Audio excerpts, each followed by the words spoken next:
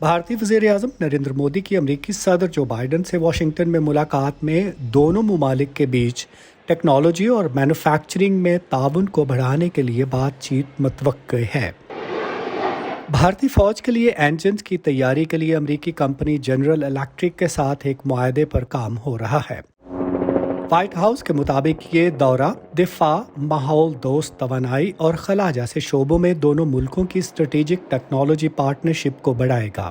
یہ سب ایک ایسے وقت میں ہو رہا ہے جب دونوں ملک ٹیکنالوجی کے عالمی منظرنامے پر چین کے اثر و رسوخ کو روکنے کی کوشش کر رہے ہیں۔ 9 سال قبل وزیر اعظم مودی نے میک ان انڈیا کا منصوبہ متعارف کروایا تھا، مگر بھارت کو ٹیکنالوجی اور مینوفیکچرنگ کا پاور ہاؤس بنانے میں مشکلات کا سامنا ہے۔ ماضی میں کچھ ایسے شعبے رہے ہیں جن میں بھارت کو مینوفیکچرنگ میں عالمی سطح کی کامیابی حاصل ہوئی، لیکن ان کی تعداد خاصی کم رہی ہے۔ تجزیہ کار ریک روسو کے مطابق ناقص انفراسٹرکچر اور ریاستوں کی سطح پر دشوار قواعد و ضوابط ترقی کی راہ میں رکاوٹ ہیں۔ اگر آپ مینوفیکچررز سے بات کرتے ہیں تو انہیں بجلی چاہیے، پانی چاہیے، آسانی سے سمجھ آنے والے ضوابط چاہیے، اور یہ سب ریاستی حکومتوں کے کنٹرول میں ہے۔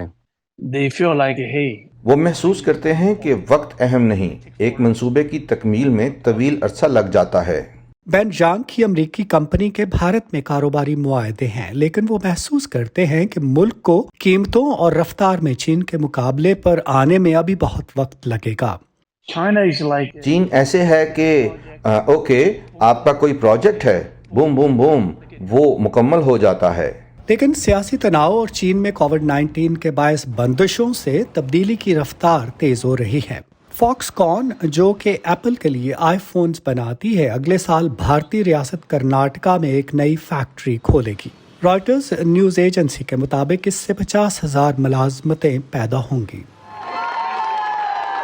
اور ملک میں ایپل کے 2 سٹورز پہلے ہی کھل چکے ہیں۔ ماہرین کہتے ہیں کہ یہ بھارت میں موجود انجینئرنگ ٹیلنٹ کی بدولت ہے جو اسے آگے بڑھنے میں مدد دے رہی ہے۔ ہو سکتا ہے آپ کو بھارت کی جانب سے ٹیکنالوجی اور انجینئرنگ کے شعبے سے متعلق فراہمی پر زیادہ فوکس دکھائی دے۔ ڈیزائن اور ریسرچ وہ چیزیں ہیں جن میں بھارت بہت اچھا ہے۔ بھارت اب آبادی میں چین سے آگے نکل چکا ہے، تاہم ٹیکنالوجی اور مینوفیکچرنگ میں چین سے سبقت لینا ابھی باقی ہے۔ میٹ ڈبل کے ساتھ ندیم یعقوب، وائس آف امریکہ۔